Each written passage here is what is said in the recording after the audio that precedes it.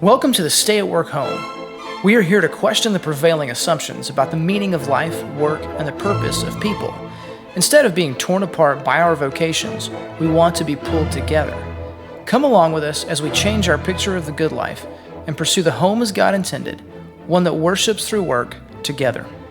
We're doing stuff, okay? Doing lots of stuff. All right. Hey, everybody. Welcome to the podcast. I'm Keith. And I'm Becky. And it's late again, but I think I'll make it. I've slapped myself in the face a few times. Can I do it?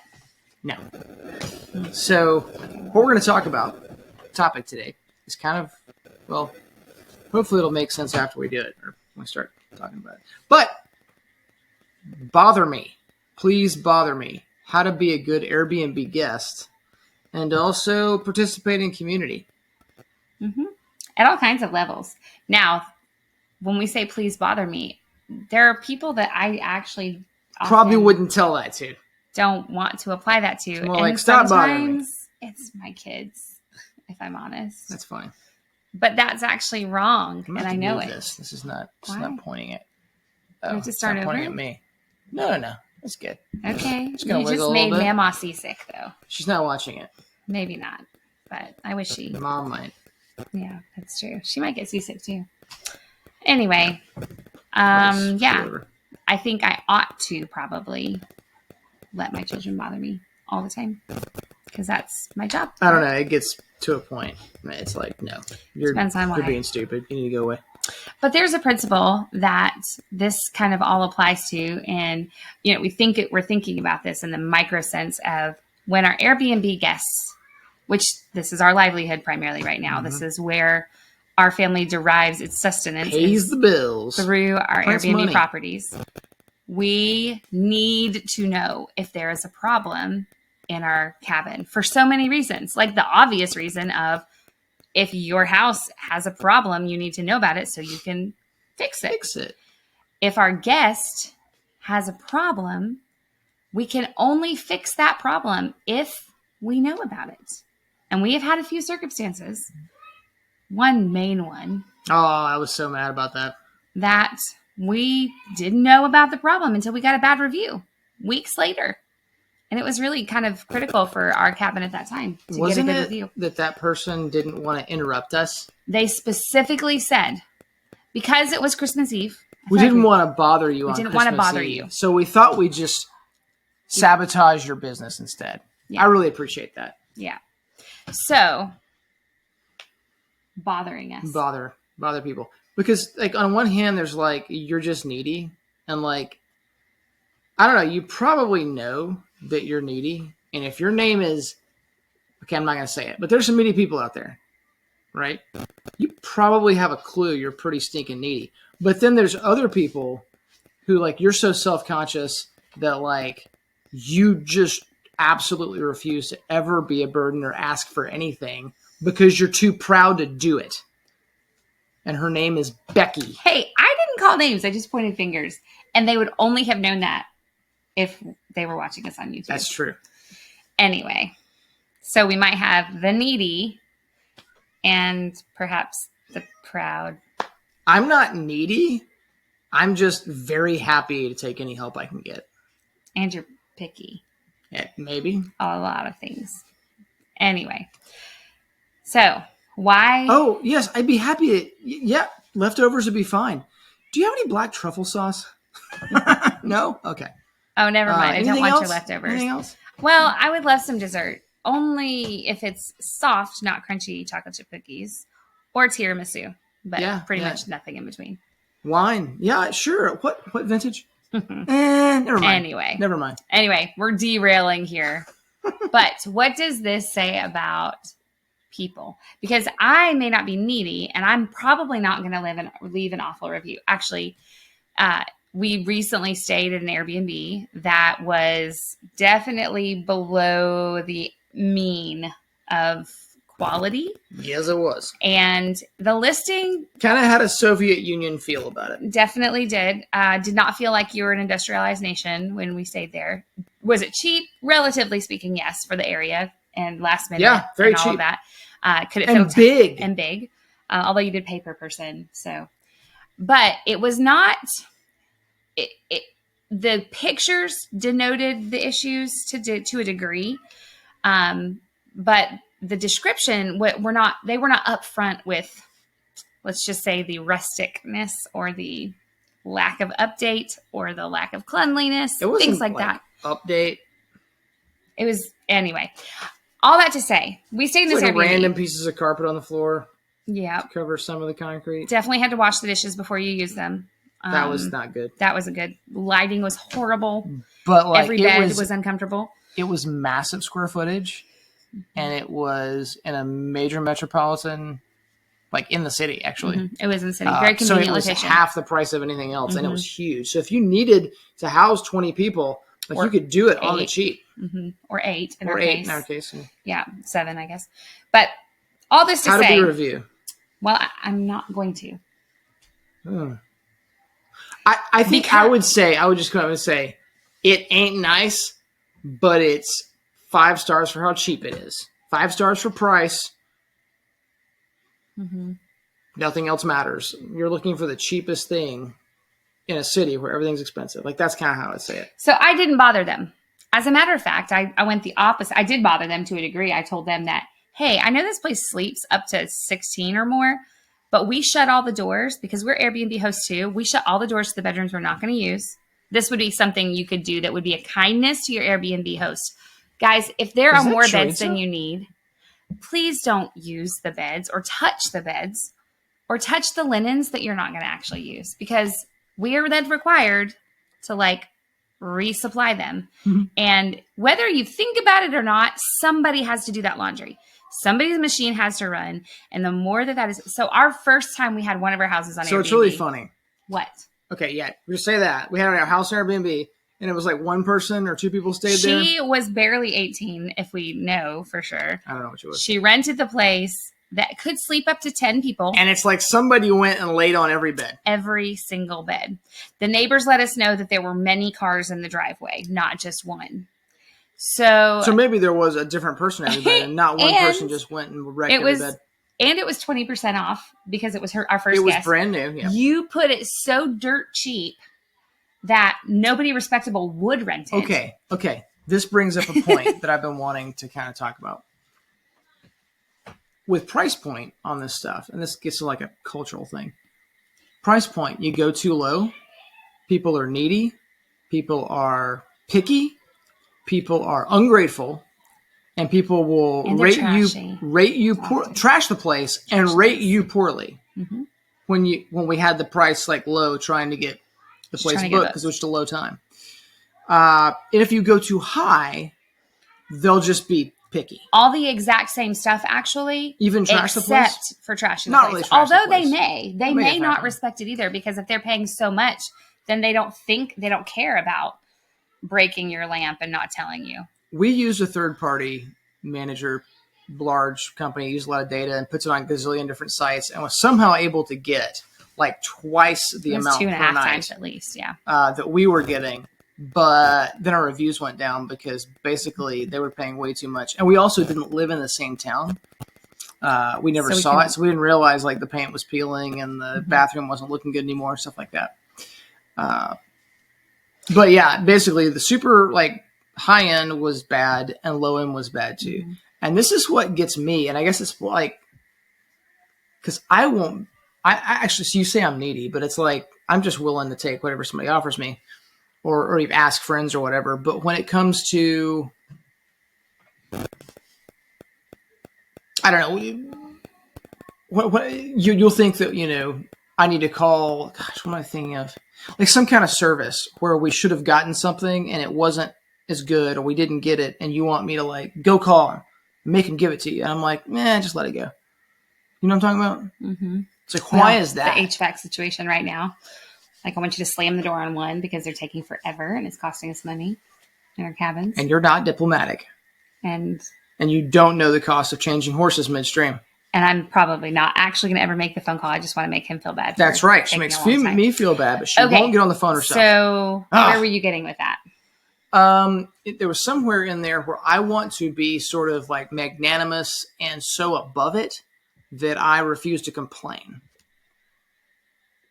because I'm so cool, nothing bothers me. Right? Like, so there's a pride to that too. And you're just like, nah, somebody's going to steal my poo. I just know it. Somebody's going to steal my stapler. Multiple references there. That was. Boom, boom. If anybody knows both of them, wow, you're a winner. Your You get a name's gold star. probably JT. Oh, I wish JT were listening. Oh, if you know JT, tell him to listen. Okay, what are we actually talking about? I'm not going to tell him to listen because I'm too cool. So think about your Airbnb hosts as actual humans. That would be one takeaway from Okay, this. let's go to church. Okay. How many times somebody leaves the church, complains on the way out the door after being there for 2 years, something, right? Yeah, the pastor, the elders, whatever, never cared for us. This happened and nobody helped us, yada, yada, yada. And then like the pastor, the elders, friends, whatever, just like, we didn't even know that was happening. Bother your pastor. Like, pastor, elders, I mean, if it's like every week, I mean, if you have real issues, like keep bothering them. If you don't have real issues and you just are being annoying, don't be annoying. That's hard to say because it's like, how do you know you're annoying unless you know you're annoying? And then you probably wouldn't do it. But no, if you've got issues, like nothing, especially just like in a small church, not in a larger church, I would imagine there's always people who are just bugging the daylights out of the pastor. But smaller church, maybe not. If nobody's coming to the pastor's like, man, what am I doing here? I don't have any purpose in life. But they want you. I'm an elder in the church. I'm very happy when somebody comes to me for, just to air whatever unhappiness is there or concerns are there or advice or whatever. Do that because you're not participating in community if you're not vulnerable enough to let people know your issues. Yeah. What? I don't know. I had a good train of thought and it crashed. So I'm gone. I'm sorry. It's okay. Well, it's a short podcast. It's only 12 minutes and 30 seconds long. I feel like there's more to it. There are times where we ask for help, but we're unwilling to do, or maybe we don't ask for help. We expect something. Oh man, I don't want to say this actually. It applies too closely to home. And we're not willing to go the extra step of doing our part of the work, whatever that work may be.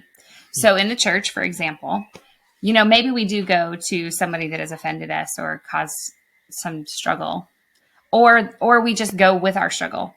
And the reciprocal interaction may not be what we expected and maybe isn't what we were hoping for. So, they say, well, yeah, you say you're sad and you're having a hard time. Well, I'm going to tell you, we believe that the Lord is taking care of you, and this is an opportunity for you to stretch your faith. And you're like, wait, I actually didn't want you to tell me that. I wanted you to tell me, your life is so hard. I'm so sorry. Here's how I can make it better right this moment. And rather than us submitting to maybe the reciprocating thing. I'm thinking about this in community that isn't just church as well. Okay. Did anybody ever tell you that when I was deployed? There is a chance that somebody did. Was his name Andy? Don't call names on the podcast. The last but name. It's really interesting because for years I have said, like, this is just God's kindness to me at the time that I'll give you the story. All right. So Keith's deployed. I have a toddler at the time. We have a very early R&R at the time. So he'd only been gone for 3 months when we get to go hang out. And we met up in Europe and saw each other for 2 whole weeks. It was wonderful. Then he leaves. And now I have 9 months of not excitingness to look forward to. And so my first Sunday back at church after all of that, after that trip, I mean, I can generally hide when I'm sad, but I couldn't really hide it then. And so pastor asked, how you doing? I'm like, not very good. And so we had a conversation similar to what I just said. Well, this is to be expected. Sometimes God calls us to hardship. we know that he will be faithful, and you are where you're supposed to be. You do the right things that God has called you to do here and now, and he is faithful. That is that. I acknowledge that this is hard. Carry on. All right. Put your big girl panties on and go to work. Keep going. He didn't say that exactly, but to some degree he did. And if you know the person, then you will understand exactly how it came across. And immediately it was, poor pitiful me, is all I could think. Why doesn't anybody understand how hard this is? But very soon after that, it just reminded of, wow, how wonderful it is to have people speak the truth that just gets you out of your wallowing in whatever way that needs to happen. Or just even just the opportunity to speak to another human and to verbalize those things in a context that's healthy and isn't going to encourage further depression and disappointment, but yet call you to what God's called us to, which is joyfulness in our suffering, which stinks to have to fight for, but it's worth the fight. And that definitely did pull me back out of at least that immediate sadness. I mean, there were other times that there's no way around being separated from your spouse for a year. There's no way around that being hard and sad and difficult for you to have your child not with their dad and figure out how to manage all the things on your own. But there's a beauty in seeing when God provides what you need when you need it. And it could have been a lot easier for me to wallow at home alone without God's people. It was hard to go to church by myself. It was hard to get my toddler up and going. I mean, that was when there was just one. So fast forward a couple years. Are you going to cry about it? Not right now. Okay. No, I'm good now. I'm over it. I thought you were for a second. No, I just had like dry stuff in there. But anyway, so I actually have commended, whether this person knows it or not, that pastor knows it or not, I have commended him in my mind and to others because of that just forthright truthfulness. That is what God calls his pastors to. Yeah. To care. And he did care. And it's just in the best he knows how. It was tough care. It was tough care. It was tough love. But it was needful at the time. And the church did everything for me. Like as far as they could, there were offers for all kinds of help that anything that I could have wanted done, they were willing and ready to provide. But what I needed most was just the comfort of the gospel and the truth that this isn't outside of God's hand or his plan, and we would be okay. And we were. So that's one opportunity where I saw that. But what I was referencing, can I go back to something else I was going to say about this bother me idea? Sure, podcast, honey. I'm just living in it. That's right. As David said, Becky's cool. Okay. Or something like that. He said she's really good podcaster. Keep paraphrase. But I'm just kind of here. I think about other opportunities to bother people that maybe I've been on the receiving end of not being bothered. And, when you work with any group of people, and I think culturally we're in a place where just having it our way is if we pay the right amount of money, if we go around a certain path, then people will just give us all the things that we need rather than especially when it relates to things that require work. We would rather somebody else do things for us rather than do them ourselves. And when we pay for it, especially. Not that we're personally invested in them and we become accountable to them because they've actually helped us out from charity, which this is all making me think that I have to call somebody and participate in something. Anyway, there are times I'm being preached to by my wife right now. Ooh. I have no clue where you're going with that, so we'll have to talk about that. I'll tell you about it later. Yeah. We're just quick to want to receive and pay the money to the drive-thru and have the perfect coffee come out and not be required to make our own coffee. I don't know. I'm trying to.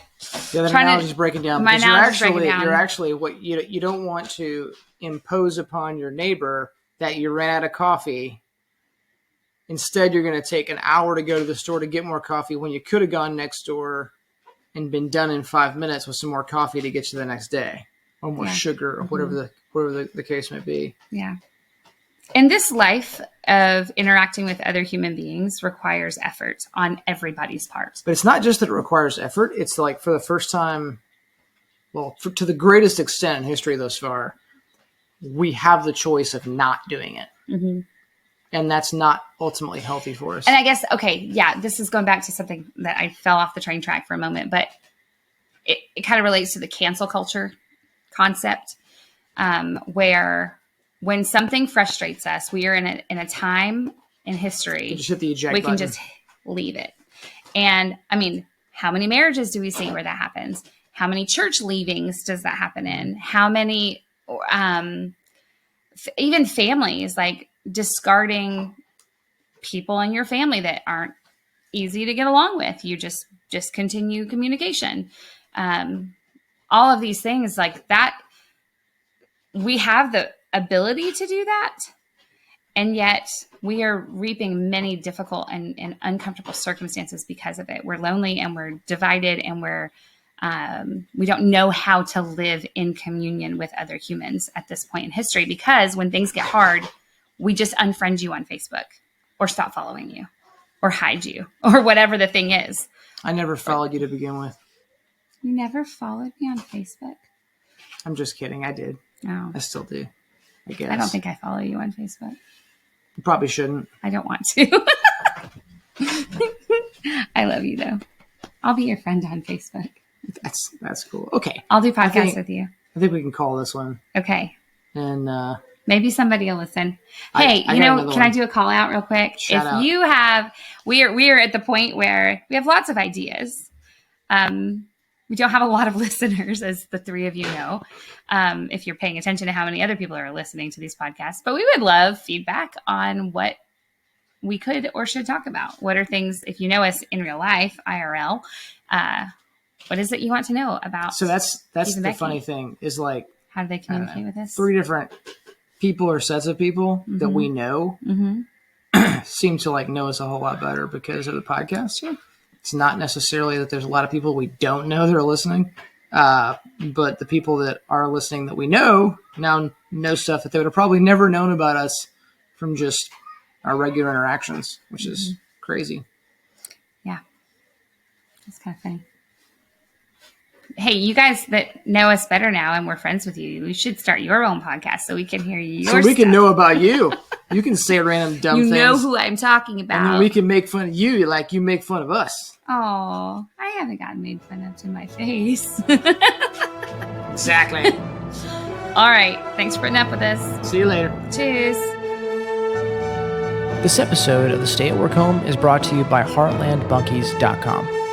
Come check out our full line of small cabin kits that can be easily assembled by a few friends or family in just a weekend for extra space for meaningful connection, or extra income, or a home office, a homeschool room, or whatever.